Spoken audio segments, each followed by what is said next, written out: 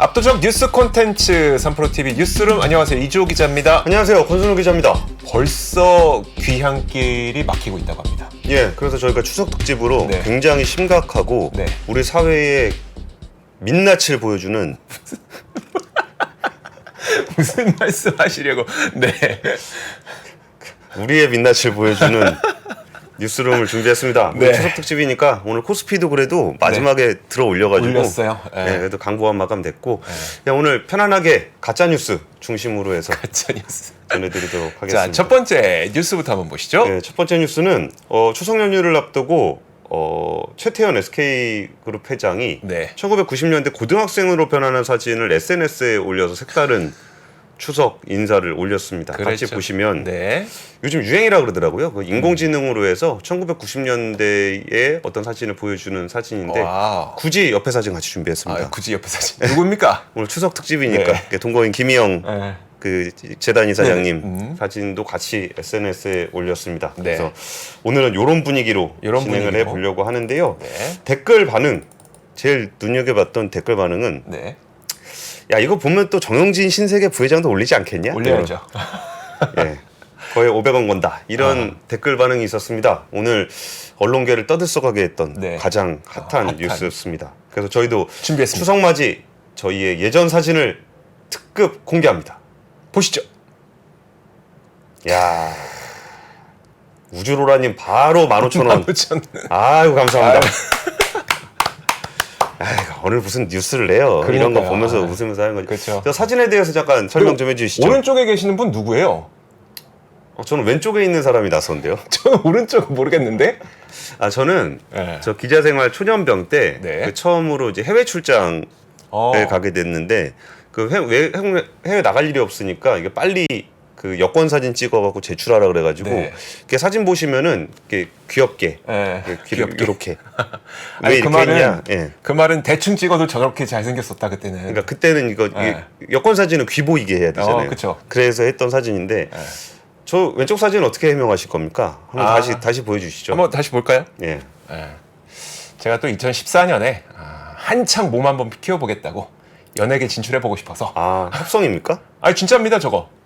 저거는 진짜 안 건드린 거예요. 예. 포토샵 조금 있고 예.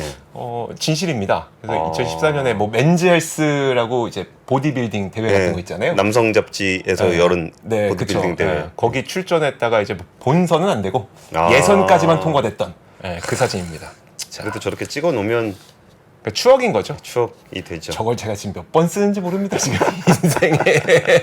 예, 로드위님 그래봐야 변한 건 없다. 왜 안 변했습니까? 나이가 먹었는데. 그쵸. 그쵸. 저것도 벌써 한 15년 이렇게 된 사진이고. 저도 한 10년 됐죠. 그러게요. 예, 니콜님 3% 대놓고 어그로로 나가는구나. 예, 맞습니다. 맞습니다. 예, 오늘 정답. 추석 특집 사라진 외교부장. 제가 이런 뉴스 평소에 안 하잖아요. 그렇죠. 근데 그 지난 7월에 전격 해임된 친강전 외교장관의 불륜설이 그때 있었거든요. 네. 근데 이 정황에 대해서 그 파이낸셜 타임즈에서 보도를 했습니다. 17세 연하의 내연녀가 있고 네. 둘 사이에 대리모를 통해서 혼외자를 뒀다라는 보도였습니다.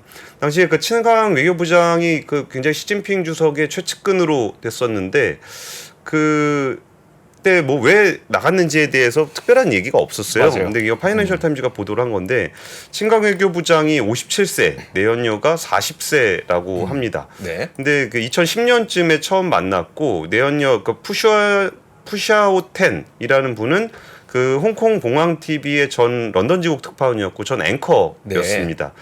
그리고서 이분이 참 묘한 일이 좀 있었던 게 이전에 그 지난 3월에 미국에 있을 때 아이에 대해서 애 아빠가 미국인이 아니다 라는 거를 슬쩍 흘렸었어요. 네.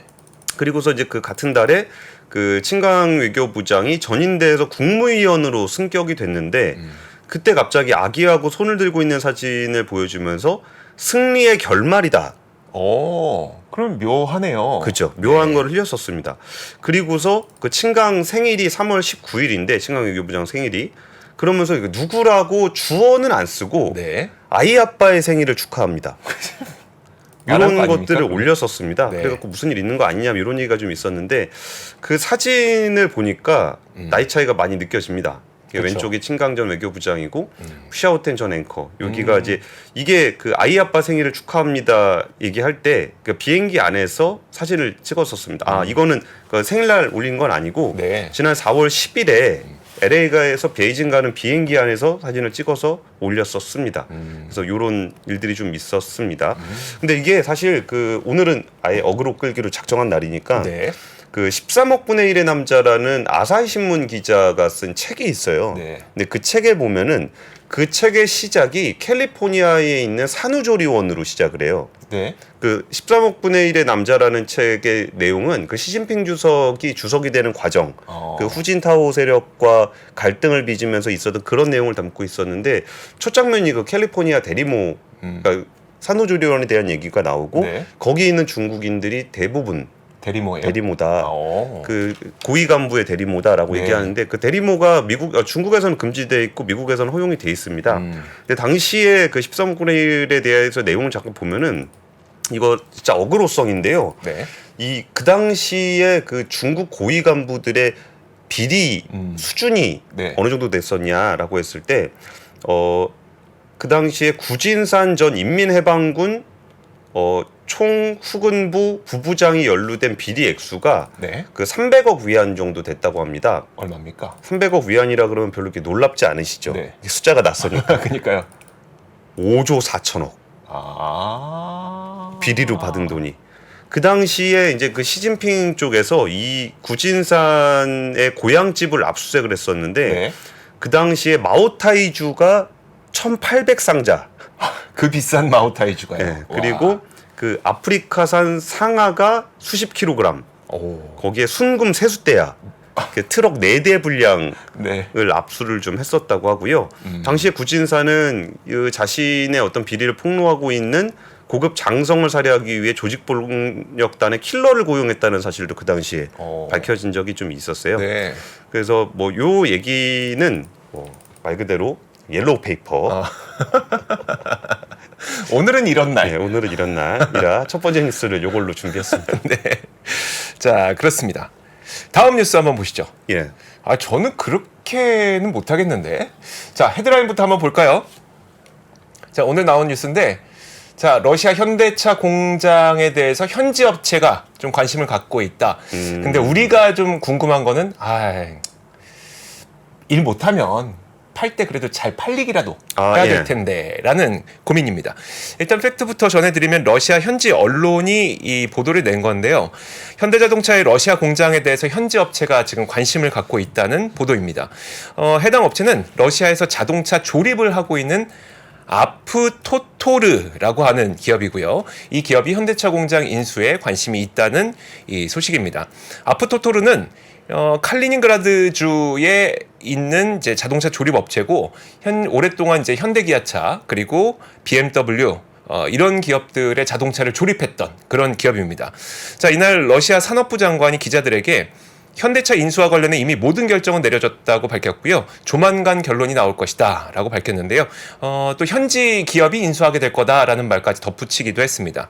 근데 이게 갑자기 튀어나온 이야기는 아니고요. 이전부터 좀 논의는 있었던 것으로 보도를 통해서 확인할 수가 있었는데 그 칼리닝그라드주의 주지사가 상트페테르부르크 현대차 공장을 아프토토르가 인수하는 방안을 검토해달라고 블라디미르 푸틴 대통령에게 서한을 보냈었고 그리고 이 푸틴 대통령은 산업부 장관에게 그럼 이 제안을 한번 검토해보게라고 지령을 내렸었다고 합니다. 좀 싸게 먹겠다는 거죠.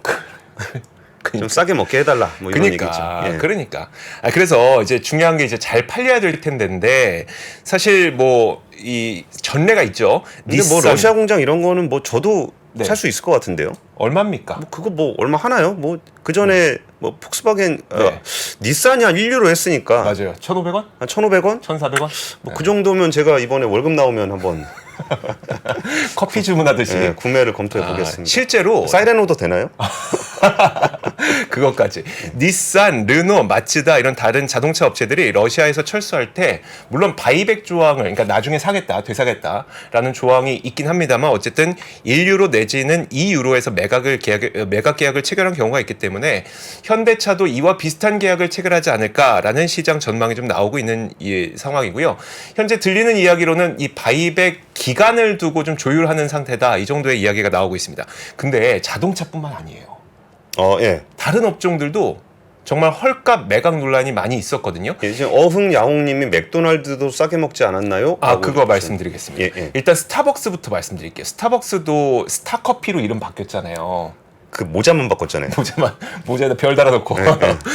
모자만 바꿨는데 이 스타벅스가 이제 인수될 당시에 러시아 전역에 130개 매장이 있었다고 하거든요. 근데 그 매장을 76억 원에 인수했다고 합니다. 우리 돈으로. 한 매장당 얼마입니까? 잘 모르겠는데. 5천만 원? 5천만 원. 이게- 그거 연봉 정도는 받을 수 있겠군요. 그쵸. 예. 1년 투자. 와, 5천만 원에 이걸 매각을 했고요. 맥도날드는 사실 얼마에 매각했는지 정확한 공개는 되지 않았지만 800여 개 매장과 6만 2천 명의 그 직원을 통째로 인수할 때 회계상에다가 대손 상각 비용을 12억 달러에서 14억 달러로 책정을 해놨다고 합니다. 우리 돈으로 보면 한 1조 6천억에서 1조 8천억 정도를 그 대손 1조짜리 팔면서 네. 이 정도의 대손 상각을 했다는 거 얼마나 헐값을 매각했다는 겁니까? 그쵸. 자, 그래서 사실 모르겠습니다. 러시아가 좀 바이백 조항을 넣는다고 하더라도 굉장히 싼 값에 헐값 매각을 하게 될 것 같긴 한데 좀 잘 됐으면 좋겠다는 마음은 있는데 잘 될지 잘 모르겠습니다. 예, 저도 지금 자동차 뉴스를 전해주셨으니까 저도 교통 관련한 뉴스. 교통. 이번 추석길에 가장 큰 화두이자 그 명절에 귀향하시는 분들의 가장 큰 고민. 네. 휴게소 소떡소떡은 얼마일까? 예, 굉장히 좋은 소식이 전해졌습니다. 정말요? 예, 휴게소의 소떡소떡이 가격을 할인한다고 합니다. 예, 그래서 같이 한번 표를 보시면은 보시죠. 핫도그, 어묵 뭐 이런 거 3,000원, 착 하나 뜨고 2,500원 출시를 한다라는 좋은 소식이 전해졌습니다. 이 정도는 돼야죠. 그러니까 이게 이제 그 2년 동안 그 고속도로 휴게소 음식값이 한 11% 넘게 올라갔고 소비자 물가 상승률보다 꽤 높았어요. 근데 이 뉴스가 사실 그렇게 가볍기만 한 뉴스는 아니에요. 왜요? 이게 어느 정도 파급이 있었던 뉴스냐면 네. 작년 9월에 추석 연휴 앞두고서 네. 원희룡 국토교통부 장관이 휴게소를 갔다가 네. 너무 비싸다는 거예요. 그래서 그 휴게소를 관리하는 도로공사를 감찰을 해가지고 네. 도로공사 사장님이 사의를 표명했습니다. 그래요? 예, 그 도로공사 사장님 바뀌었어요 그때. 그리고 이제 그때 문제가 그 도로공사의 퇴직자 단체인 도성회라는 곳이 있는데 네. 이게 이제 가격에 대해서 높은 수수료를 받는 문제가 좀 있었다는 거예요. 네. 그래가지고 이제 10,000원짜리 돈가스를 팔면은 수수료가 4,100원 정도가 되는데 그 중에 절반 정도는 퇴직자 단체인 도성회가 가져갔었다라는 문제가 좀 지적이 됐었어요. 네. 그래가지고 이번에 그 여러분의 고민이 됐던 소떡소떡 네. 3,000원에 모신다는 좋습니다. 아주 중요한 소식이 전해졌고요. 이거와 더불어서 좀 이거는 굉장히 좀 심각한 사회적 문제인데 네. 그 버거킹의 기프티콘을 팔았는데 네. 35% 할인을 해서 팔았더니 네. 싹쓸이를 해갔다. 이런 중요한 이슈가 있었습니다. 네. 한번 그 사진 같이 보시면은 그 다음 사진인가 있을 거예요. 여기 있네요. 네. 예, 그 기프티콘으로 40% 정도 할인하는 행사를 열어서 했더니 이거를 100개 이상 구매한 사람들도 나오고 네. 그 100개를 햄버거를 다 먹을 리는 없잖아요. 그렇죠. 그래서 바로 리셀. 당근마켓으로 가서 지금 이렇게 판매를 하고 있어서 버거킹에서는 뒤늦게 이런 사실을 인식하고 인당 수량을 5개로 제한을 했지만 네. 이미 많은 분들이 이걸 사갔기 때문에 이번 행사를 빠르게 종료하기로 했다라는 소식이 전해졌고요. 그거하고 더불어서 지금 이제 할인 관련한 얘기를 하고 있잖아요. 네네. 얼마 전 테슬라가 그 5천만 원에 차를 팔겠다. 5천이요? 네, 5,700만 지금 원짜리 차인데 5,700이잖아요. 5,700만 원짜리 차를 30분 한정으로 5천만 원에 팔겠다라고 네. 내기를 올렸다가 네. 오류다.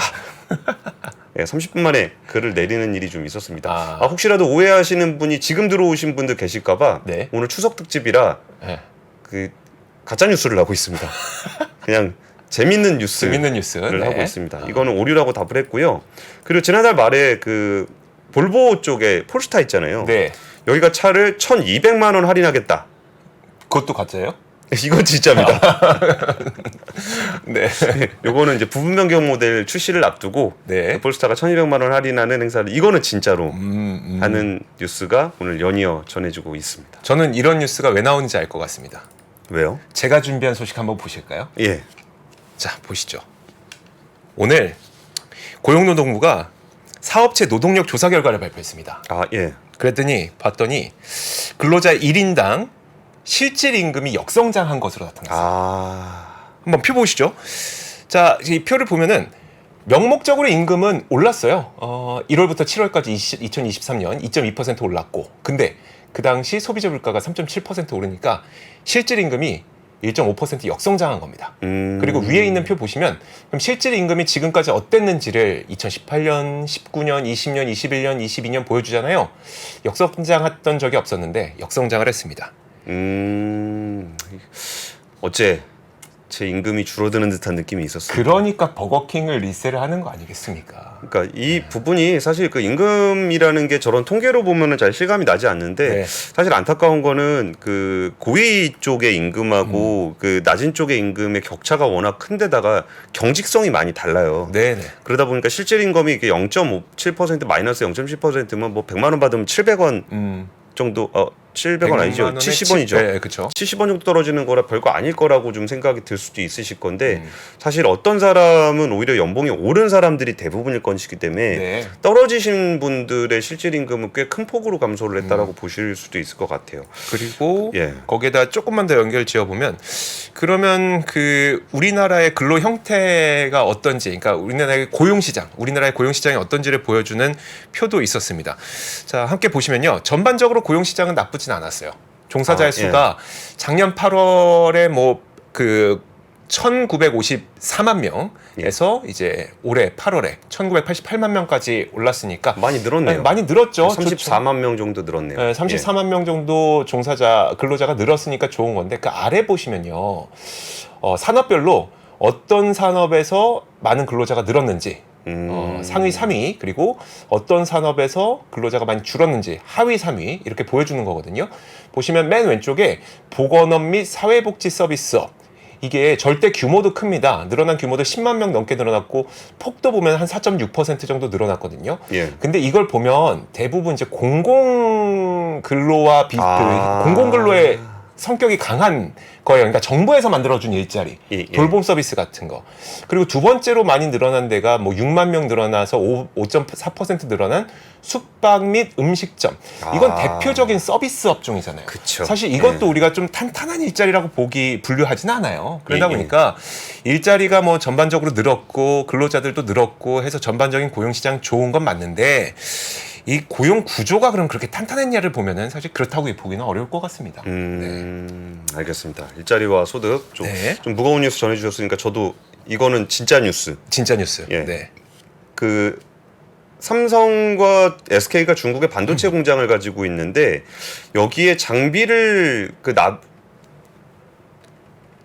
갖다 설치하는 부분에 대해서 미국에서 조금 규제를 하는 게 있어요. 네. 작년 10월에 이거를 1년간 유예를 해줬는데 올해 조금 있으면 10월 11일이면 1년이 만료가 됩니다. 그럼 그 이후에 장비 반입을 할 수 있는지를 두고서 조금 논란이 좀 있었는데 여기에 대해서 그 수출 통제 조치를 무기한 유예하는 쪽으로 방향을 잡았다라는 미국발 보도가 좀 있었습니다. 그리고서 이제 그러면은 무기한 유예가 되면은 거기에 장비 반입에 대해서 크게 문제가 없는 상황이 될 수 있고요. 네. 이번에 무기한 유예는 삼성전자와 SK하이닉스가 좀 요청했던 검증된 최종 사용자 방식으로 승인된 가능성이 높은 것으로 알려졌습니다. 이게 검증된 최종 사용자 방식이 뭐냐면 중국의 이제 다른 반도체 회사들에다가 이제 지원하는 부분들에 대해서 규제를 하고 있는 거잖아요. 네. 그래서 사전에 승인된 기업에 한해서 지정된 품목의 수출을 허용하는 일종의 포괄적 허가 방식입니다. 근데 여기서 지정된 그 최종 사용자라는 건 삼성전자와 SK하이닉스의 중국 공장이죠. 네. 그러니까 여기 지정돼 있는 사업자잖아요. 그러니까 여기에 대해서는 포괄적 허가 방식, 그러니까 어떤 장비를 넣을지에 대해서 매번 허가받지는 않아도 된다는 뜻이고요. 네. 그 해바라기님 연장 가능하다는 뜻이요라고 물어보셨는데 이게 지금 현재 보도 나오고 있는 건 뭐 이번 주 안에 결론이 나올 것 같긴 한데 네. 무기한 유예 방식이라고 한다면 시한을 두지 않는다라는 걸로 해석을 해도 될 것 같아요. 그래서 삼성전자와 SK하이닉스는 중국 내 공장에 반입할 장비 목록까지도 어느 정도 좀 조율을 마친 것으로 얘기가 되고 있습니다. 그러니까 삼성전자 전체 낸드 플래시 생산의 40%가 중국에서 하고 있고 네. 이게 디램 같은 경우에 SK하이닉스의 디램도 한 40%가 우시 공장에서 만들어집니다. 네. 그러니까 장비의 유지 보수라든지 업그레이드를 위해서는 이게 좀 필요한데 사실 이게 되더라도 전문가들은 신규 장비를 무조건 장비 투자라는 건 아닐 거다라고 전망을 하고 있어요.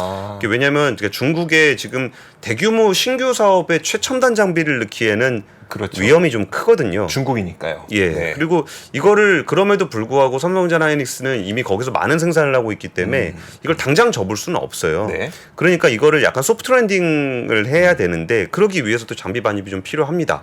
그래서 이런 부분에 대해서 그 첨단 반도체 공급과 관련한 중국의 어떤 그 제조업이 부응하는 것에 대한 위기 의식, 네. 그 미국이 느끼는 위기 의식에 대해서는 크게 위협되지 않는다라는 좀 평가가 좀 된 것 같습니다. 어쨌든 이 이슈 때문에라도 그냥 그때그때 1년에 한 번씩 그런 일들이 생기는데 네. 그 부분은 조금은 슬로우 다운할 수 있는 여자가 생긴 것 같습니다. 알겠습니다. 자, 예, 다음 뉴스 저 보고 싶은 게 있습니다. 근데 이거 연결해서 보는 게 네. 지금 아까 그 이쪽에서 사업하는데 이거 아니 장비가 안 들어가면 접어야 되는 수가 생긴다 그랬잖아요. 네. LG전자가 노트북도 접는다. 에? 아니 스마트폰 접었잖아요. 제목이 가짜 뉴스입니다. 화면 예, 보시죠. 한번 보시죠. 저도 이제 기사 제목 보고 깜짝 놀래가지고 예, 접는 노트북이 나왔습니다. 예, 접는다고 합니다. 그 접으면 12인치형 노트북, 펼치면 네. 17인치형 태블릿, 전자책 등으로 다양하게 변환될 수 있는 폼팩터인데요. 출고가는 500만 원 정도 된다고 합니다. 네. 지금 저분은 게임을 하고 계신데 이게 접으면 이렇게 아래가 키보드로 변한대요. 그럼 일반 노트북처럼 쓸 수 있는 네. 이런 방식이고 완전히 펼친 뒤에 이제 거치대에 올리게 되면 큰 사이즈의 태블릿으로 쓸 수 있는 네. 그런 작업도 가능하다는 그 제목 가짜 뉴스를 이거 봐요. 나오잖아요. 뭐야요 얘기 나오잖아요. 이런 뉴스 조심하셔야 됩니다. 이럴 줄 알았어도 나오고 예. 진짜 접었습니다. 예, 노트북 접었습니다. 자, 좋습니다. 예. 하나 더 보죠. 예, 저는 뭐 볼까요? 뭐 재미로 그냥 또 갈까요? 신차 볼까요? 신차? 예, 제네시스 쿠페 나왔습니다. 네. 제네시스 GV80 쿠페 나왔다는데 근데 또 이렇게 차 보는 재미가 있으니까 그럼요. 그냥 한번 같이 보시면 될 것 같습니다. 네. 여기서 제가 조금 설명드리고 싶은 거는 차 사진 아까 잠깐 보여주시면은 네. 이 디자인은 그 athletic elegance란 디자인 철학을 기반으로 만드는 럭셔리 SUV인데요. 크레스트 그릴에는 더블 레이어드 G 매트릭스가 라디에이터 그릴에 대해서 고성능 이미지를 강조하고 있습니다. 뭐라고요? 예, 측면에는 금방이라도 질주할 것 같은 파라볼릭 라인이 완만하게 떨어지는 루프 라인의 다이내믹한 외관 디자인을 완성한 요런 차입니다. 진짜. 제가 예전에 취재할 때 네. 진짜 이거 단어 하나하나 물어본 적 있었어요. 이거 도대체 무슨 말인지 모르겠다. 네. 그래가지고 근데 이 말을 설명해 줄 수 있는 사람이 거의 없어요. 현대차에도. 그러니까 디자이너들이 조금 설명을 좀 해주셨고. 네. 근데 그 제가 두 번째 준비한 사진을 보시면은 요 정도만 기억하시면 될 것 같아요. 이게 두 사진의 차이를 보시면은 어디가 신차예요? 뒤에 둘 다 신차인데 둘 다 신차예요? 이게 하나는 페이스리프트 모델이고 네. 위에는 쿠페형이에요. 네. 쿠페형을 보면 뒤에 라인이 좀 날렵하게 떨어지는 모델이잖아요. 네. 이게 쿠페형 디자인의 좀 특징입니다. 그 제네시스의 SUV 쿠페형은 처음 나온 건데 이게 뒤로 이렇게 쫙 떨어지면서 약간 날렵하면서 네. 스포티한 그쵸. 이미지를 좀 주고 있는 네. 디자인이에요. 그러니까 차이가 있다면 실용성적인 측면에서 쿠페형이 조금 떨어집니다.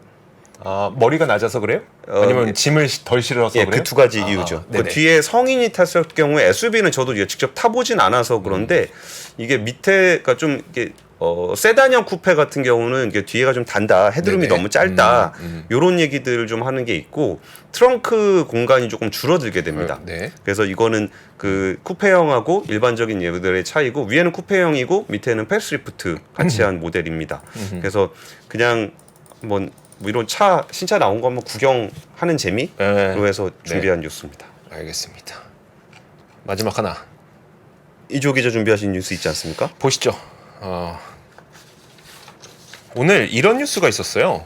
멕시코 정부가 중국 기업에게 내줬던 리튬 매장지의 채굴권을 취소했다는 소식이었습니다. 예.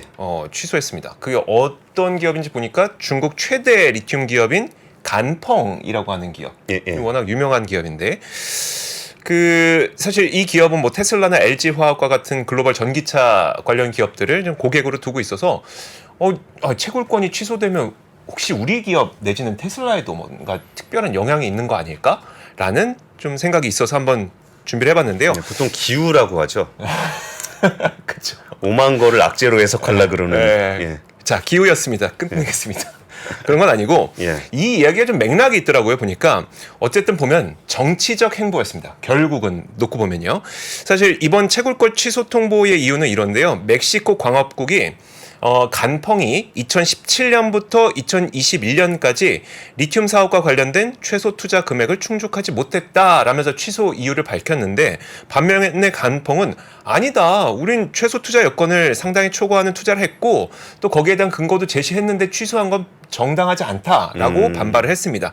근데 이 횟수를 잘 기억을 하셔야 돼요. 2017년부터 2021년까지인데 멕시코 대통령이 언제 바뀌었을까요? 잘 모르겠는데요. 2018년에 바뀌었습니다.